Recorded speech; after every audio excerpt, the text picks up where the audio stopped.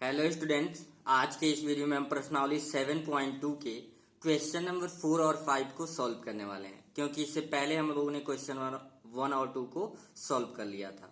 तो चलिए देखते हैं कि क्वेश्चन नंबर 3 और 4 क्या है। तो क्वेश्चन नंबर 3 आपका है, यहाँ पे कह रहा है आपके स्कूल में खेल कूद क्रियाकलाप आयोजित करने के लिए एक आयताकार मैदान ABCD में, देखो ABCD एक आयताकार खेल का मैदान बनाया जा रहा है में चूने से परस्पर 1 मीटर की दूरी पर पंक्तियां बनाई गई हैं।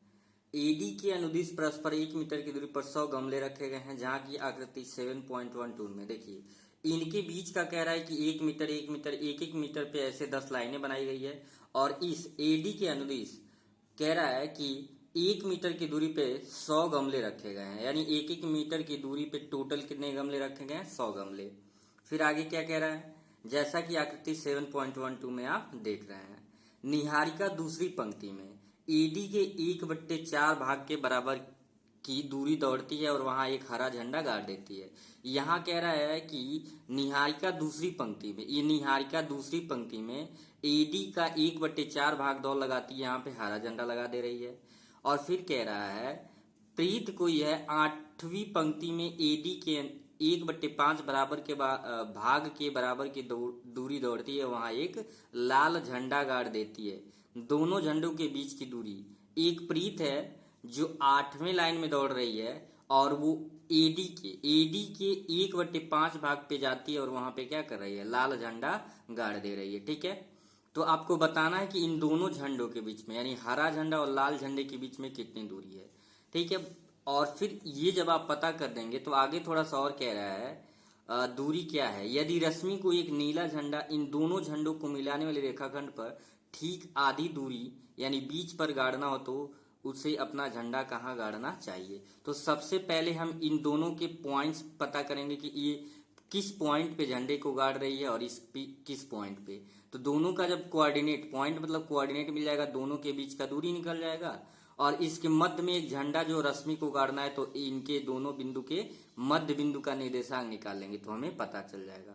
तो चलिए चलते हैं और इसका सॉल्यूशन को देखते हैं। तो यहाँ पे फिगर के अनुसार कह रहा था निहारिका, लिखेंगे निहारिका द्वारा तय की गई दूरी। कह रहा है कि AD के 1/4 भाग दौड़ रही थी, AD के 1/4 यानी 1/4 ऑफ AD, यानी AD के 1 भाग दौड़ लगा रही थी। तो 1/4 आप मतलब होता है गुणा, और AD टोटल कितने गमले लगे हुए थे? 100। तो 4 से काटेंगे 25। कह रहा है कि दूसरी पंक्ति में दौड़ रही थी और AD पे कितना दौड़ी है? 25। तो ये हो गया X और 25 क्या हो गया? Y। यानी कि निहारिका जहां हरा झंडा गाड़ी थी उस बिंदु का निर्देशांक हमें क्या मिल गया? 2,25। इसी प्रकार से कह रहा प्रीत द्वारा तय किया गया दूरी, वह AD का 1/5 भाग तय कर रही थी, AD का 1/5 भाग। तो AD का टोटल कितना गमला रखा गया था? 100 गुणे 1/5, तो 5 से काट देंगे 20। क्वेश्चन देख के बहुत ज्यादा आपको कंफ्यूज नहीं होला, स्टेटमेंट बड़ा, बस आपको ऐसे ही लिख देना था। तो ये हो गया 20। ठीक है, यानी 8,20 बिंदु का निर्देशांक, जहां की लाल झंडा गाड़ा गया वहां पे क्या था? क्योंकि 8वीं पंक्ति में दौड़ रही थी। कहां दौड़ रही थी? तो जिस पंक्ति में दौड़ रही थी वो X एक्सिस है, और जो AD है वो क्या है? Y एक्सिस को शो कर रहा है। तो 8,20 हो गया। तो इस प्रकार से एक रफ वर्क हम बनाए। तो एक था हरा झंडा का जो कोऑर्डिनेट निर्देशांक था 2,25, और लाल का क्या था? 8,20। तो इस प्रकार से दोनों झंडों के बीच की दूरी हम क्या करेंगे? निकालेंगे। तो चलिए कैसे निकालेंगे?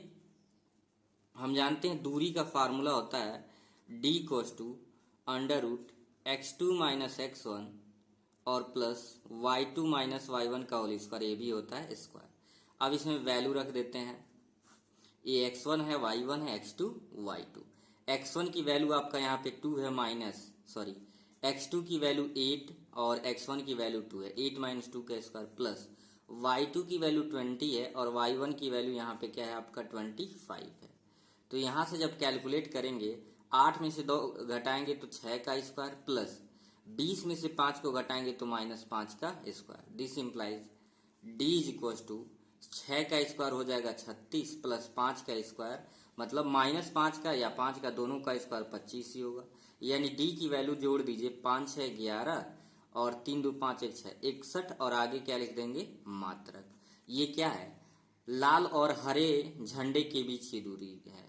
लिखेंगे हरे एवं लाल झंडे के बीच की दूरी, ये आपका क्या है, √61 मीटर।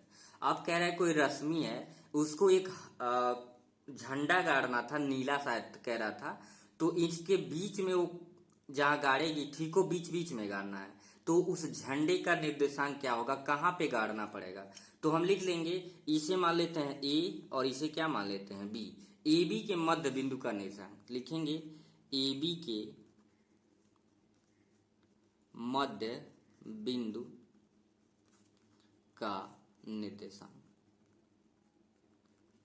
तो हम जानते हैं मध्य बिंदु के निर्देशांक का फार्मूला होता है x1 plus x2/2 comma y1 plus y2/2। बस काम हो गया।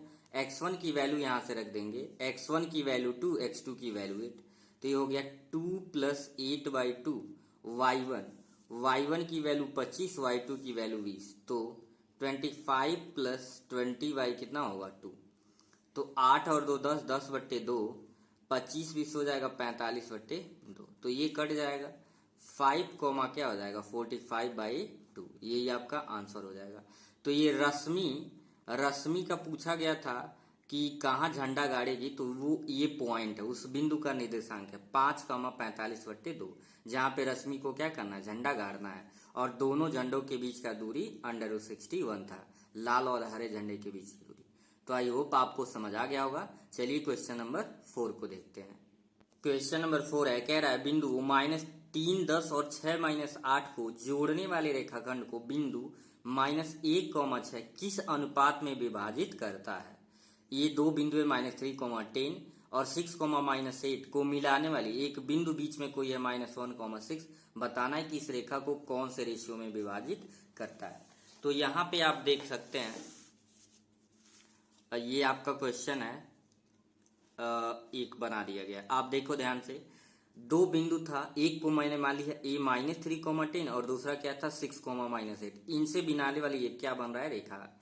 अब इसमें कोई एक बिंदु है -1, 1,6। आपको बताना है कि 1,6 पॉइंट है, इस रेखा को कौन से रेशियो में डिवाइड कर रहा है। तो मैंने बताया था कि जब भी रेशियो से रिलेटेड क्वेश्चन आएगा आपको k:1 मानना होता है। क्या मानना होता है, k:1। क्वेश्चन समझ आ गया होगा, ये दो बिंदु है, इनको मिलाने वाली रेखा को एक बिंदु कोई है -1,6 कौन से रेशियो में डिवाइड कर रहा है। तो हम मान लें कि माना अनुपात, यानी इन दोनों को मिलाने वाली रेखा को ये जो बिंदु है k:1 के अनुपात में क्या कर रहा है, डिवाइड करता है, k:1 के रेशियो में।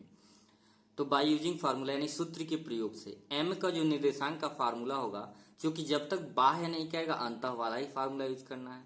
तो अंतः विभाजन के लिए फार्मूला क्या होता है, m1x2 + m2x1 by m1 + m2 m1y2 + m2y1 upon m1 + m2। तो बस इसी इंफॉर्मेशन से हमें सॉल्व करना है। m का निर्देशांक की बात करें तो ये कितना है, -1,6 है, इसे लिख लेंगे। m1 की वैल्यू k है, x2 की वैल्यू 6 है, यहां से देख सकते हैं, प्लस m2 की वैल्यू क्या है, 1 है, x1 की वैल्यू -3 है। ये वैल्यू रखते वक्त आराम से रखना है, जल्दबाजी कभी नहीं करना है। m1 + m2 यानी k प्लस क्या हो जाएगा, 1 हो जाएगा। फिर m1 आपका k है, y2 -8 है, प्लस m2 की वैल्यू 1 है, और y1 की वैल्यू क्या है आपका 10 है। नीचे है m1 + m2, तो k प्लस क्या हो जाएगा 1। अब वैल्यू रख लिए, अब बस सॉल्व कर देना है, आंसर आपका आ जाएगा। ये होगा -1,6 लिखते रहना है, 6 का k में होगा 6k, प्लस का माइनस में मल्टीप्लाई करेंगे तो ये -3 होगा अपान k + 1, k का -8 में करेंगे -8k, और प्लस 10 1 जा 10 अपान k + 1। अब इसमें सबसे बड़ी बात ये है, आपको देख रहे हैं बीच में इक्वल है, इधर भी एक बिंदु का कोऑर्डिनेट है, इधर भी एक बिंदु का कोऑर्डिनेट निकला, तो अगर बीच में इक्वल है तो दोनों आपस में क्या होंगे, ये भी आपस में इक्वल होंगे, यानी भुज के बराबर होगा, यानी इसकी वैल्यू इसके बराबर होगा, और 6 की वैल्यू इसके बराबर होगा। किसी एक को ले लेना है, लिखेंगे बिकॉज 6k -3 अपान k + 1 = -1। अगर आप इस वैल्यू को 6 के बराबर लेके सॉल्व करोगे तब भी सेम वैल्यू आएगा। तो आप चाहे जो लेके सॉल्व करो, ठीक है। तो नीचे 1 लिख देंगे, क्रॉस मल्टीप्लाई कर देंगे, 6 के माइनस क्या हो जाएगा 3, 1 का किसी भी नंबर में करेंगे वही आएगा। एक बार और समझे, 6 के का 1 में हुआ 6 के, माइनस 3 का 1 में हुआ माइनस 3 के का माइनस 1 में होगा माइनस के हो जाएगा, और फिर प्लस 1 का माइनस 1 में होगा तो माइनस ये 1 हो गया। 6 के माइनस इधर आएगा हो जाएगा प्लस, और ये माइनस है प्लस है, ये देखिए माइनस 1 है यहाँ, ये तो चेंज हुआ नहीं कहीं है, ये माइनस इधर आएगा तो क्या हो जाएगा प्लस हो जाएगा। तो 6 और 1 क्या होगा 7 के इक्वल टू 3 में से 1 सब्ट्रैक्ट करेंगे 2, ठीक है। क्यों, क्योंकि ये प्लस है माइनस इसलिए सब्ट्रैक्ट होगा। के इक्वल टू 2/7, के इक्वल टू 2/7, तो लिखेंगे देयरफॉर रेशियो, रेशियो मतलब देयरफॉर रेशियो यानी कि अनुपात, अनुपात आपका हो जाएगा 2:7 का, 2:7 का, ये आपका क्या हो जाएगा आंसर हो जाएगा। आप M1 M2 भी मान के लगा सकते हैं, उसमें ज्यादा वेरिएबल होगा, कंफ्यूजन होगा। ये तरीका बहुत ही आसान है, मैं एक बार फिर बता दूं, आप इस वैल्यू को भी लेके सॉल्व करेंगे तो यही सेम आंसर आएगा। तो 2/7 है तो इसे रेशियो के रूप में 2 क्या लिख सकते हैं 7, 2:7, यही आपका क्या हो जाएगा आंसर हो जाएगा।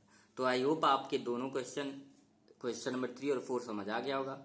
फिर मिलेंगे नेक्स्ट वीडियो में, तब तक के लिए थैंक यू।